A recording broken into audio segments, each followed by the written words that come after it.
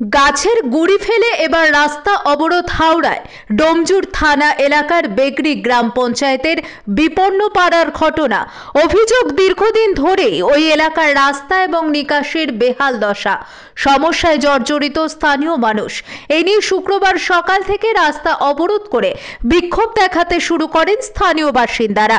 ঘটনাস্থলে এসেছে ডোমজুর থানার পুলিশ। প্রথমে ওখানে যা পরিস্থিতি আছে, জলে জলময় আছে, এটা নিয়ে 20 বছর ধরে আমরা আটকে আছি। যেখানে উঁচু রাস্তা সেখানে উঁচু রাস্তা করলো, ঢালাই হয়ে গেল। যেখানে নিচু রাস্তা সেখানে নিচু রয়ে গেল। আমি বলতে গেলুম প্রধানবাবুকে বলতে গেলুম, প্রধানবাবু আমাকে বললো ওটা জেলা পরিষদের রাস্তা। তা জেলা পরিষদ কোথায় গেলে? তা বাড়িতে ডুমজুর ওইখানে, সে কোত্থেকে এখানে এসে রাস্তাটা করলো? আমাকে উত্তরটা দিক, আগে উত্তরটা দিক আমাকে। রাস্তা হলে সবটা হতো, ওদিকটা শুধু হলো না। রাস্তা করে তো বিকল্প রাস্তা।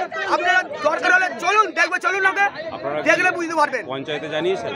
পঞ্চায়েতকে আমি পায়ে 3টে জুতো চলে গেছে আমার। পঞ্চায়েতে গিয়ে আমার 3টে জুতো চলে গেছে। পঞ্চায়েতের রাস্তাটা বড় উঁচু হয়ে গেল সব জায়গা। ফোন তোলে না, আর কি বলবে?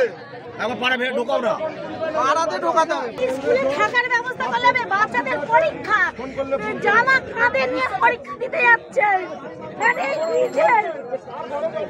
কি বলেছে? কাউকে জানিয়েছেন? দেবাশিসকে ফোন করেছিলাম, তোলেনি। আশাদিকে ফোন করেছিলাম,